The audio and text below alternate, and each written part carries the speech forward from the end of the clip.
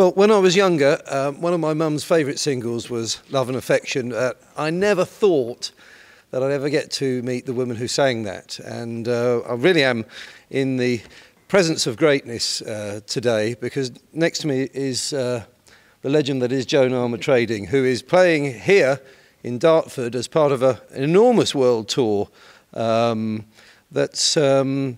Well, tell us a bit about the tour to start off with, Joan. You said you'll never retire, but this is kind of the last tour you're ever going to do. No, it's the last major world tour that I'll do. Right. And that means that this tour started in September and will end this September 2014 and will end at the end of 2015. So that's a long time.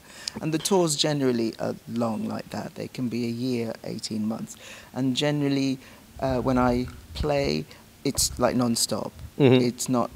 It's not do a gig for a month and then take 6 weeks off and then do another gig for a month and then take another 6 weeks off. It's usually like, as you see on the site, it's just non-stop.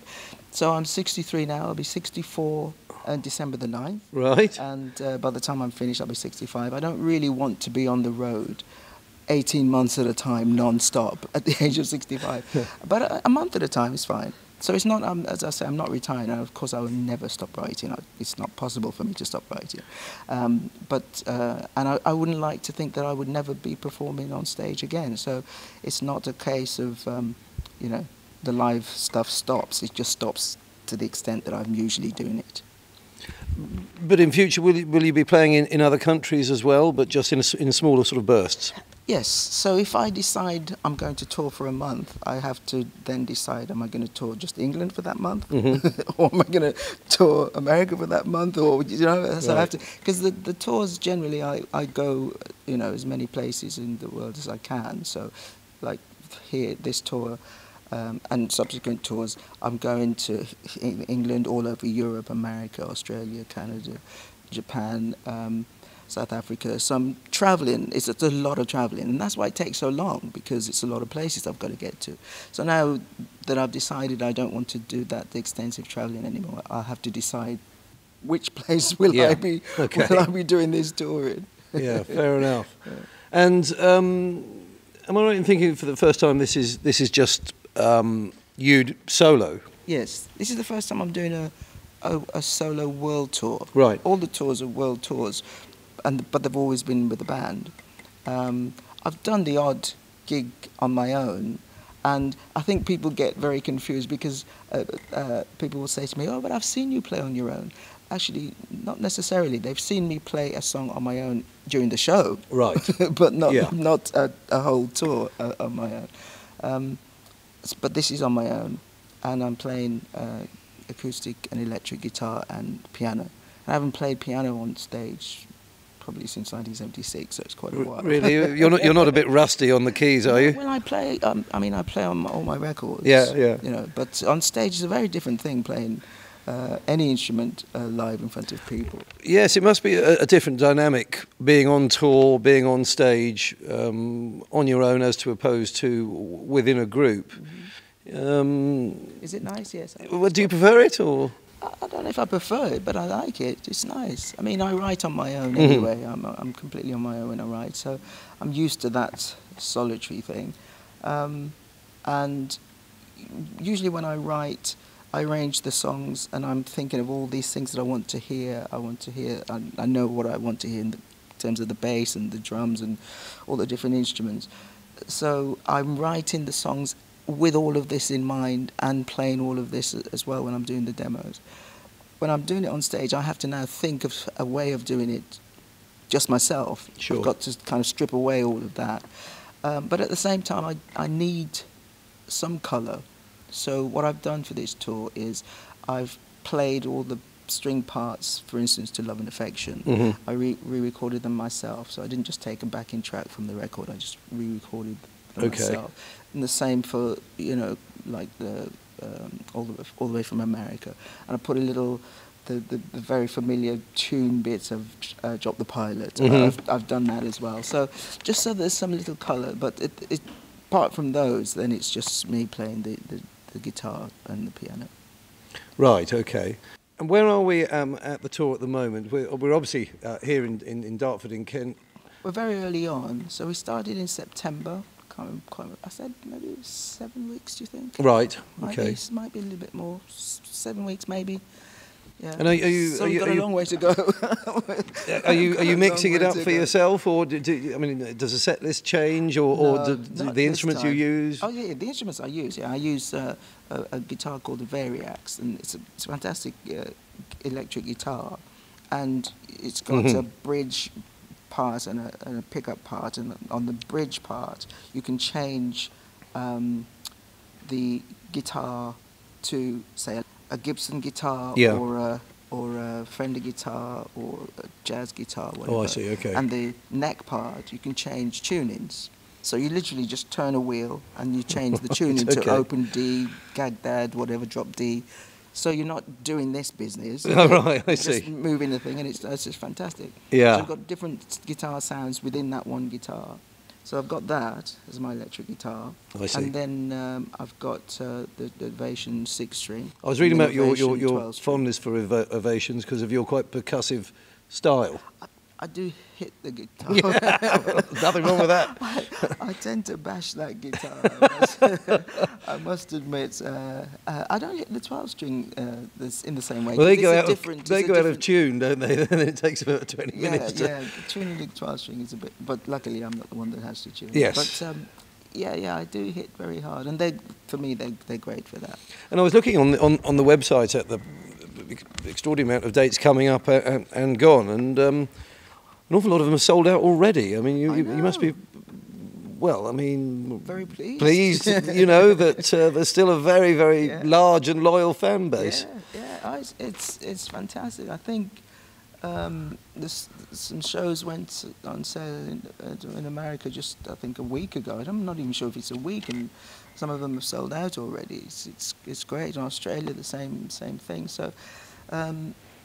And here, the shows have been selling out really well. It's great that people want to come and see me. Other T-shirts and merchandise and CDs for sale at the shows, or is that not your kind of thing? I think, I don't actually know what's...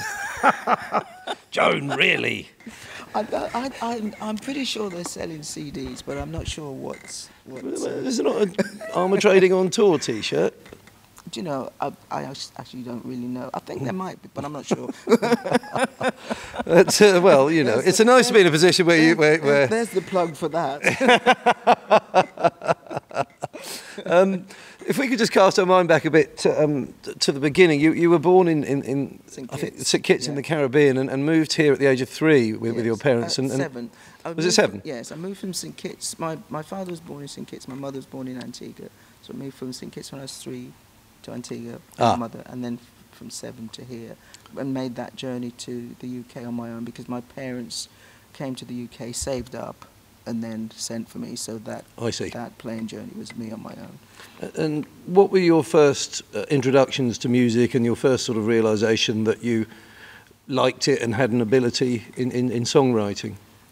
I don't really know what the first introduction was, because I know when I was growing up I was very into comedy. I kind of still am very into comedy. Right. So the things I would listen to on the radio would be like the Clitheroe Kid and Beyond Our Ken and Round the Horn, all those kind of things. And absolutely loved comedy. Anything to do with comedy I loved. So I used to write limericks and jokes and things like that when I was little. And then my mother bought this piano, and I remember from the age of 14 the best, but I have a feeling it might have been a little bit more before that, but certainly from 14 I started to write songs and play the piano and the guitar pretty much the same kind of time, not a big gap between. And you weren't taught them formally, you just picked them up and... I don't know how you do that, but... the piano is... you can dust the piano and you make music. Yeah. The piano is really a great instrument for visual playing because you hit a chord and you can see exactly what's supposed to be once you've done it. And if you hit that chord and it sounds nice, you can do that again and it'll sound nice. A guitar's not like that at all. It's quite a complicated instrument. I find it very difficult to play. That's why I like it, actually. I like the challenge of trying to Have most of your songs been written on the guitar or on the piano? It's Can you write a song on the piano, for instance, and then play it on the guitar live? Would you do that? Could, yeah. I mean, you could. I'm sure you could. I could do it. I haven't really done it. No. Trying to think. What was Willow written on? I have a feeling Willow was written on the guitar, but I do play it on the piano. Yeah. Okay. But then I would have played some piano when I was writing it, because I knew I wanted piano, so I would have played some piano on it as well. Because when I write, I arrange, so I try and play the things. You know, there's a bass part, I'll play the bass part. So. Right. Okay.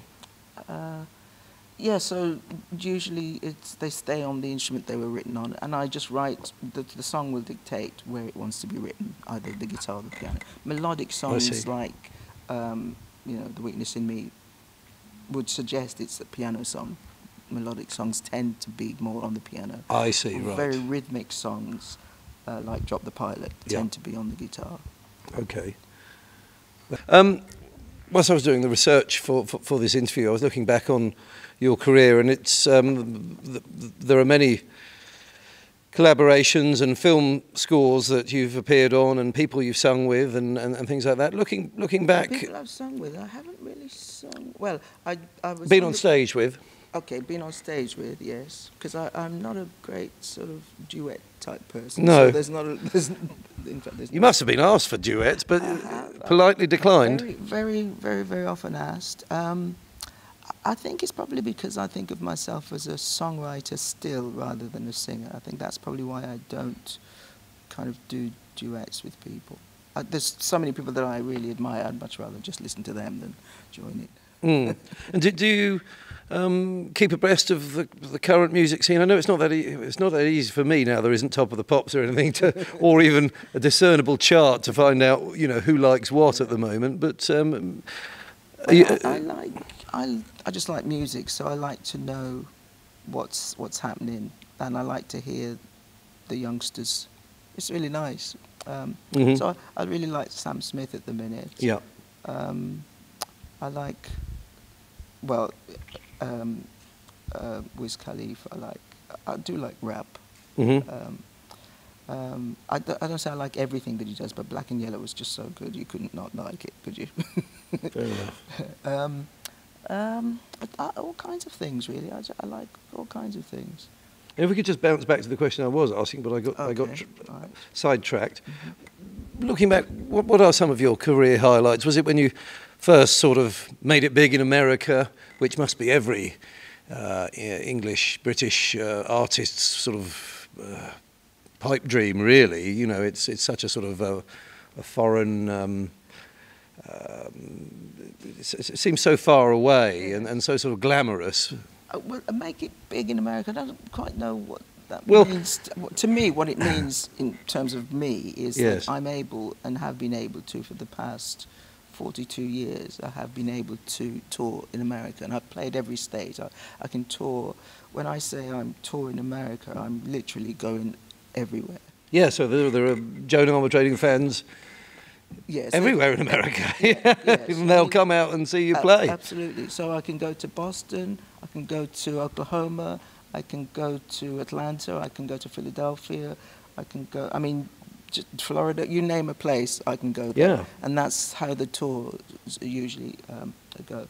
So that's, for me, is a great achievement, because quite often, sometimes, you might hear that somebody's made it in America, but in actual fact they can play in Boston and Los Angeles, and that might be it. Ah, yeah, that's a very good point. And it's a very big place, and you know, when you hear Adele has made it in America, yes, Adele has made it in America, because not only could she tour literally everywhere, but she would be on all the radio stations, and she would be on the television as well. Right, I've got you, yes. So when you hear Adele's made it in America, that is the absolute truth. But sometimes when you hear some other people have made it in America, it's actually just in that one city.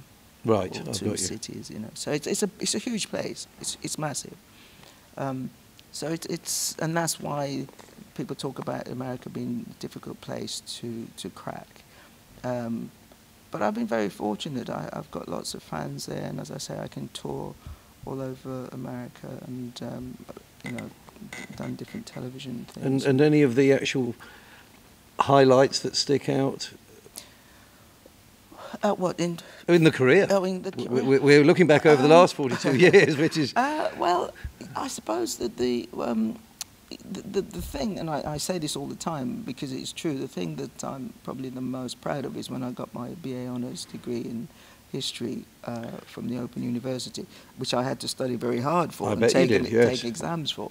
And I have honorary degrees as well, but that's like my pride and joy. So that's the thing I'm probably the most proud of.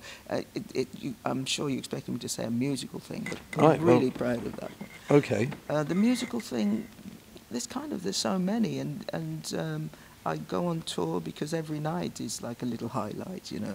I'll be playing here tonight and I'm going to love it. It's a great venue. Absolutely guarantee that I will be enjoying the show. Sorry guys, I don't care about the audience. No. I will definitely be enjoying the show. It looks good already. Yeah, so yeah, that's really nice. Well, that's a nice note to end on, Joan. Dartford tonight and the rest of the world throughout the rest of the year and on into next year. And if anyone can get a ticket, then please do so, because there aren't many left, actually. Thanks very much for your time, Joan. My pleasure.